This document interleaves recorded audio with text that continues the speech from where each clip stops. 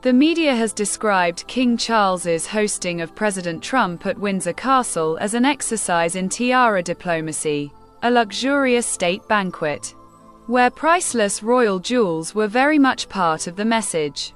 In this video, we will explore the history behind 4 sparkling headdresses seen that night, who wore them and what stories they carry.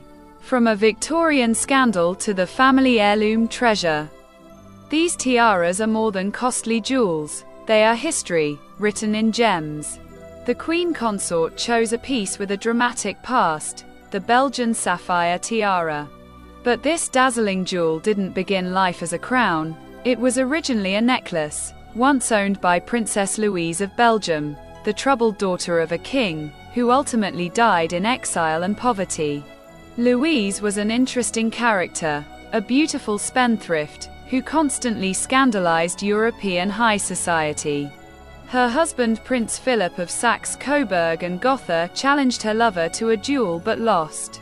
After that, he declared his wife insane and locked her in mental hospital for 6 years. The jewellery, inherited by Louise from her mother, the Queen of Belgium, and her entire wardrobe were seized by her creditors and put for public sale. Perhaps that time Louise lost her sapphire necklace. During the chain of revolutions in Europe and the First World War, Princess Louise became undesirable in her native country and died in poverty in Germany in 1924 at the age of 66. After decades lost to time, Queen Elizabeth II acquired the piece in 1963 and had it transformed into a tiara, which is now the only sapphire tiara in the royal collection. Camilla chose this piece for her very first banquet as the Queen of Great Britain in 2022. Last night, she brought it out once again, giving new life to a jewel with a stormy, forgotten history. The second sparkle that caught everyone's eye that night was perched on the head of Catherine, the Princess of Wales, the famous lover's knot tiara. It's a piece that carries whispers of both romance and heartache. Queen Mary commissioned it back in 1913, asking Garrard to recreate a tiara that had belonged to her grandmother. After Queen Mary, the tiara passed to Queen Elizabeth II, who later loaned it to Diana, Princess of Wales. And that's when it truly became iconic. Diana wore it often, even though she admitted it gave her headaches. In fact, that was only tiara, lent to her by Elizabeth II from the vast royal collection. For many people, the lover's knot will forever be Diana's tiara. And now Catherine has made it her signature piece, wearing it more often than any other tiara in her disposal. In 2025, she once again let its pearls swing gently as she greeted the president at Windsor Castle, evoking both the memory of Diana and the unbroken line of royal women before her. From Catherine's pearls, let's turn to something very different: the Aquamarine Pineflower tiara, worn by Princess Anne.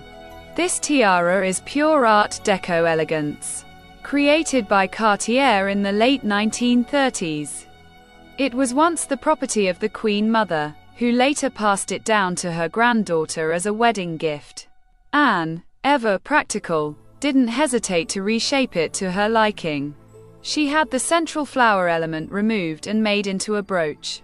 That's very Anne, hands-on, no fuss, and not afraid to adapt heirlooms to suit her own taste. Seeing her wear it at the state banquet, its icy blue stones catching the soft light, was a reminder of her no-nonsense approach to royal glamour.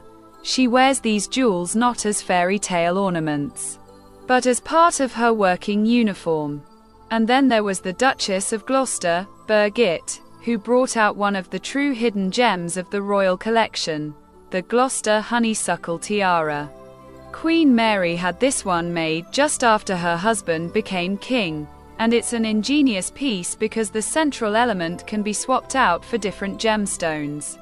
Later, Queen Mary gave the tiara as a wedding gift to Lady Alice Montagu Douglas Scott when she married Prince Henry, Duke of Gloucester, Queen Mary's son.